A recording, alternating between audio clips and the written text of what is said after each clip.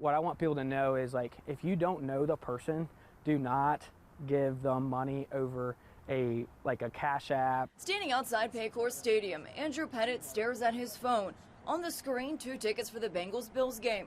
It looks legit, and he thought so too. And right when we bought it, it was a scam, and it really hurts. No seats inside the jungle. Pettit's tickets were fake.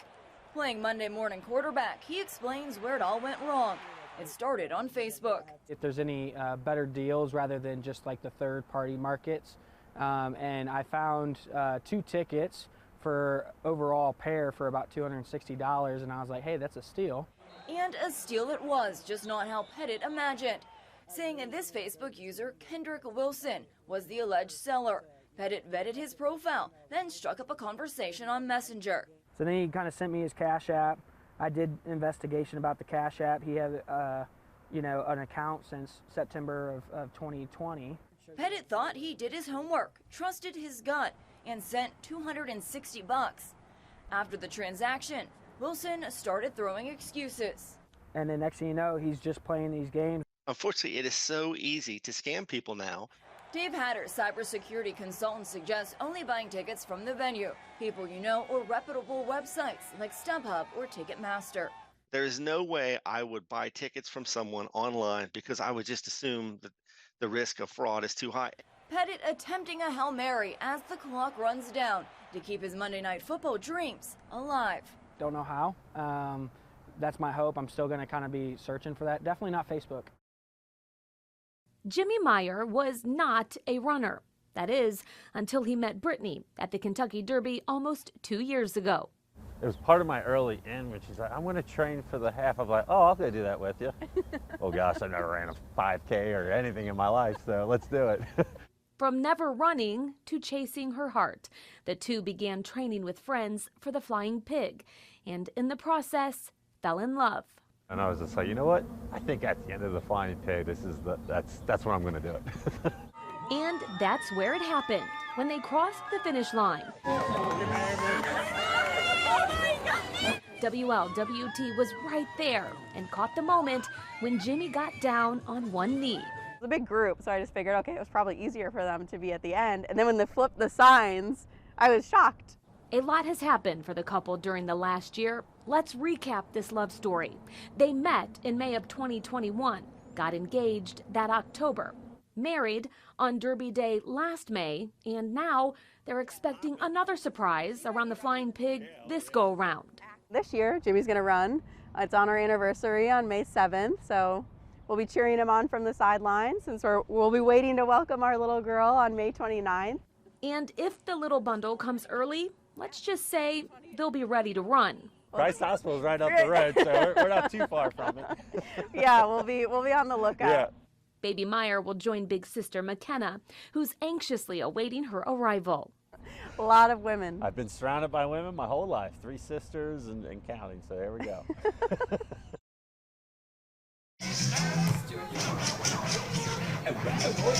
From music to painting to sculpture and science, art comes to life at the Contemporary Arts Center. We really strive to make creativity accessible to people of all ages.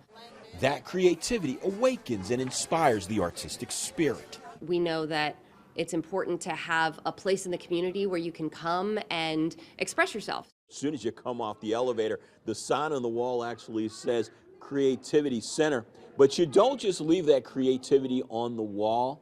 You take it home with you as part of who you are, getting a chance to share that expression throughout your world. Half of the floor is considered the Unmuseum, which has this incredible welcome tunnel designed by Pam Kravitz and her collaborators. There's soft bones, and you have these soft sculptures that can be moved, and you can throw balls at them. Like the best of art, the Creativity Center brings wonder into our everyday lives. And that is causing the iron filings to oxidize. The activities of the CAC's Creativity Center are free for all visitors, transporting the artists into the vision behind the canvas. It's not like your traditional museum where you can't touch and you have to be really careful. Everything here is interactive, it's playful, it's fun. And beyond that fun, the true lessons behind the best art can be found and carried with us everywhere we go. It's just a really great place to be, and it's kind of the perfect classroom and museum to teach at. Richard Childs, WLWT News 5. Well, a full day has passed since those powerful storms have roared across the tri-state, leaving a path of destruction here in Highland County. We looked out across the field and you could see it was getting like real dark, and Jen actually said, I think we need to seek shelter. With the howling wind roaring around them, Eric and Jen Miller rode out the storm inside of their home. Their 3-year-old child clutched between them. You go out of our house to go in our garage to get in our crawl space, and when we opened the door, the garage door blew in. The whole garage door blew in, so we grabbed our child and our dogs, and we ran into the bathroom, and as I looked back, the roof lifted off the garage. The family unable to get to their crawl space beneath their garage. As the storm raged, they were forced to take shelter inside their single-story ranch home. We went into the bathroom, closed the door, and it probably didn't sound like it was 2 minutes, but it seemed like 2 years. The National Weather Service confirms a tornado ripped through Highland County, cutting a path of destruction through small towns and rural communities. The roof torn off of this church. God spared us for some reason, and this is all God's plan. He knows what he's doing. He's got this. As the sun comes up over Highland County, emergency service managers say there was no loss of life, a miracle as the damage survey continues. Cutting his way through the debris with his neighbors, Eric describes the storm. It was pitch black and the rain was blowing, and there was no hail or anything like that, but you could just see that what's really crazy is there was a circle of sunlight behind it. Looking out this morning, he says he's grateful. You figure out what's important when something like this happens.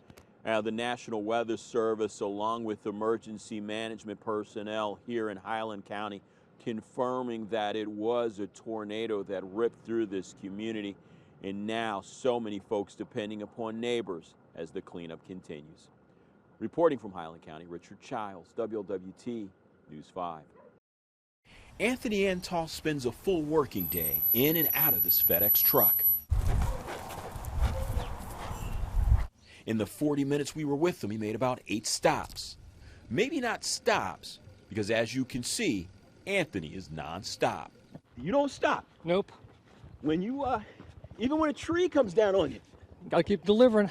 Friday's wild storms ripped through the tri-state, sending limbs and branches flying across northern Kentucky and southern Ohio. This doorbell camera video captured a pine tree falling behind Anthony seconds after he delivered customers' packages to their front door. I was running, I looked up, tree was falling down, I just started running for my life. Any slower, and Anthony might not be on the run today. But slower, as you can tell, just wouldn't be Anthony. I just kind of sat there for a second, kind of gathered my thoughts, and then I called the customer, let her know her package was delivered, and also a tree fell on her house. After that near miss, Anthony just kept on moving, taking care of his customers. Because stopping isn't what Anthony Antal does. He just keeps on delivering. I just kind of like replayed what happened in my mind over and over again, but it did slow me down for the rest of the day. I had about 15 more stops to go. In Erlanger, Richard Childs, WLWT News 5. Well, the thief was running from police and decided to do a little off-roading. You can see the tracks here. He came through this field and over this embankment, and he wasn't real hard to follow because, well, he was driving a school bus. What plowed through this field? It looks not good.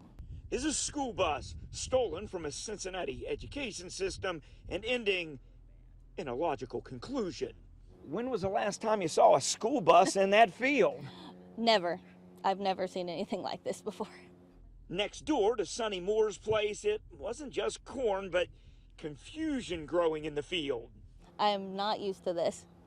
I'm just glad there were no kids or anything on it. Police say as the driver left Cincinnati, it was picked up by the GPS aboard as it entered Indiana. With a top speed of lumbering, the 7-ton bright yellow getaway vehicle was easier to find than it was to explain why someone would steal it. You know, this is a new one for me. I don't think I've seen this before. Sergeant Stephen Wheelis is with Indiana State Police. State troopers and local police tried to pull it over, but when a school bus doesn't want to stop, it can be tough. Unfortunately, there's not a lot of training on how to stop a school bus, a vehicle that size. So, some of the normal techniques that we use, don't work very well against a vehicle of that size. After covering about 80 miles, running through fields and crashing at least 3 police cars, the wheels finally came off of this crime, and the bus too. That's when it stopped. While the thief did take the road less traveled, he'll now reap what he sows. Now police aren't exactly sure why this thief took off, drove more than an hour to get to this field, but he has a lot of time to think about it. He gave up without much trouble, and he's sitting in the county jail now. Brian Hamrick, WLWT, News 5. Even before they saw the outcome, we heard it sounded like 3 bombs going off. The loud language of physics pierced the neighborhood. We hear a skid, a stir, and then a thud, thud, thud. Security camera video from across the street at Rally's Car Wash shows the collision. Watch again in slow motion. So powerful, what was a Toyota Corolla now ripped into 3 separate pieces after turning sideways as it hurled down the sidewalk. And it explains 1, 2, 3 thuds because they hit 1, 2, 3 poles. Nicole Chandler says seeing the vehicle sliced in half was a shock, but there was more to come. It was scary as hell. And then seeing what we saw was even worse. But we saw 2 women on the ground. Police say it began when they tried to pull the Corolla over because it was stolen. Officers say the car took off at a rate of speed so high they called off the chase. We terminated the pursuit. But investigators say the Toyota Corolla didn't slow down. That's when Brandon Prayer, who had his young daughter in the vehicle, my beautiful baby, man, saw the Corolla coming right at him. He was coming to me head on, man. I'm not gonna lie to you. I got my baby in there, man, and I had to yank it to the oncoming traffic, the opposite lane, but luckily nobody was there. He narrowly avoided a head-on collision. Pretty scary, definitely, when you got your kid in the car, man. It's the stuff that they're not considering when they making the decisions that they making and how many lives they can potentially impact off a bad decision. Now the toll of a crime and a collision are still being calculated. Having an opportunity to address black men, young, middle-aged, and older, has just been a tremendous and honorable invitation, and I'm so glad to be here. The conversation, wide-ranging. About this intertanglement between familial love and romantic love. We're here together celebrating ourselves and networking and coming together just to shed light on these things. The message pointed. 99% of the people you and I know in America have not rewritten their lives. I just want to get great knowledge, get impacted on from these good people. Some of them, well, most of them, I really don't know. But today I'm getting to know them way better. Undergraduate students from the University of Cincinnati join with graduates and community members for the annual Black Male Employee Organization Summit. This enables me to take what I'm doing to the next level by just being open to feedback and willing to learn more. The statistics are familiar, but perhaps don't tell the whole story. Socioeconomic status as being the common denominator of many of these health disparities. Opening doors and building bridges. These men say the conversations extend beyond this room, onto campus and into the city and around the world. I hope that what will be taken from this gathering is the need for us to continue to give back. As we strive to move forward, we have to always remember that Sankofa, to give back. Organizers hope this symposium is more than just a single day, but turns life lessons into a way of life. This is a continuous educational learning session, even for myself. I learned a lot while I taught. Brothers taught back and gave me a lot of lessons just as much as I gave to them. Lifting one another as they climb. So many men poured into me when I was younger and still do to this day. So it's an amazing opportunity when I get that same chance. Richard Childs, WLWT News 5.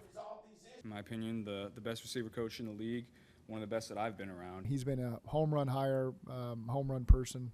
1999, college football's top receiver, Stanford's 5'7" speedster. He's got his man wide open. It's Troy Walters. Troy Walters turned 1 college scholarship offer into 8 NFL seasons, 4 in Indy, learning his future trade from Hall of Famer Tony Dungy.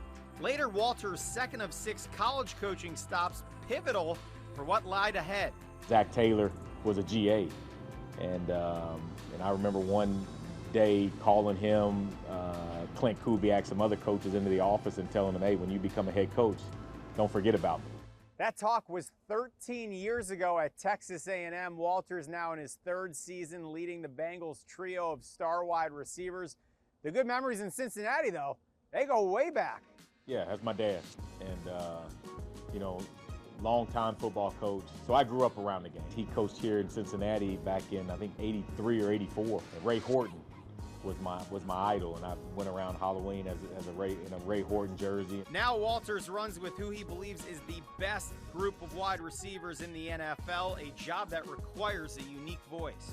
It could be a really intimidating group to coach if you didn't have the correct mindset to do it, because they're so talented, they're at the top of their game, but he keeps raising the standard with that group. I told the big three, Jamar, T, and TB, that not to be content, not to be complacent. Yeah, they're talking about us as being the best, but we got to go out this year and improve it. Rarely is there a straight path to the top, and as the road winds in Cincinnati, this journey may help keep the Bengals headed in the right direction.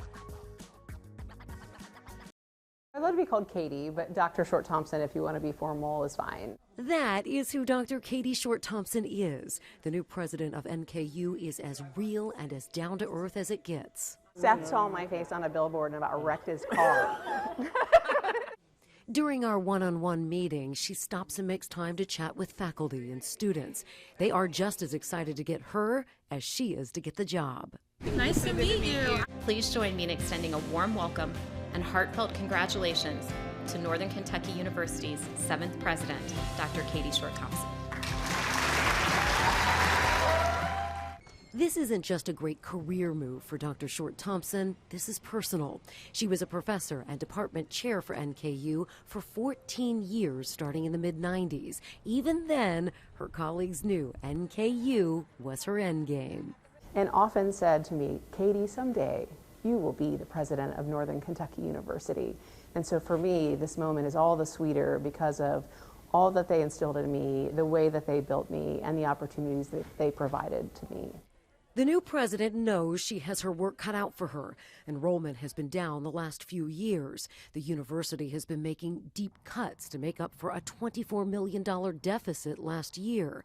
Even though that's now decreased to $9.6 million in the red, there's still a lot of tough decisions to be made. It's terribly painful for the community to lose faculty and staff who they care about because we're colleagues with one another. So I'm eager to get to a point where we start to see a movement in a positive direction. I really want to see a lot more hustle and bustle on this campus. I know we've seen a significant uptick in online education, which I think is important for access. There's something about a major public university that is full of just the enthusiasm and excitement of a student body that's in person. This mother of 3 college students herself and wife to her high school sweetheart is up for the challenge and thrilled to be part of the change that's coming. One of my children said to me, Mom, I'm proud of you. And I thought it was the sweetest. You know, there's nothing like family and there's nothing like home, and this opportunity brings all of it together for me. My personal life, my professional life, a region I love, and the work that I love. So I just feel so fortunate. Oh, say can you see? It just brings us glory, it brings us closure, you know, and it's just, we are so grateful. It's a ceremony 8 decades in the making, honoring the life and sacrifice of Greendale, Indiana officer Otto John Glissman. I knew how much it meant to my mom, and it's very touching. I wish I could have known him. Glissman was killed December 19th, 1942 by a drunk driver. He was trying to flag down the driver because his headlights weren't working. No record of a hero's burial was ever found. But that changed today with a gun salute and a playing of taps. The weather turning cold, but those in the Greendale community hoping the memory of a man who gave everything does not. Sometimes we too easily forget the good, the special things that people do in their lives. That's one of the things we wanted to accomplish here today. Former Circuit Court Judge James Humphrey delivering remarks at the start of the ceremony, followed by a procession from the police station to the Greendale Cemetery to Officer Glissman's final resting place. For all who live and for all who serve in the city of Greendale, state of Indiana, this is what it means to protect and to serve. Let's begin. Alongside some miniature companions, Jim Fiorelli is bringing new life into children's books. I think it was my idea, but then I gave up on the idea. One of the daughters said, "Dad, let's do this," so we did. Fiorelli has 10 children and 14 grandkids spread around the country and across the pond. But now he's spreading story time to thousands of kids thanks to YouTube. They can watch Grandpa on TV, even though they're at a distance. A good book with a good story will take a child on an adventure, whether it be a real place or an imaginary place. He believes that a good book before bed is a part of a calming nighttime routine. Some videos on YouTube energize children at the end of the day. Try to give it a Mr. Rogers vibe. His YouTube page, PJs and Pillows, focuses on the stories children love. We found that kids like a good story. They like stories about dinosaurs and pirates. And those with an educational, positive message. Some that give them a cultural perspective that they might not have otherwise had. Those are my favorite stories. Turning one page at a time. Alone at last, Rabbit sat down to read himself a story. Jim is spreading the impact of a good story around the world. And that's the end of the story. So, brush your teeth, hug the people that you love, and have sweet dreams. Good night.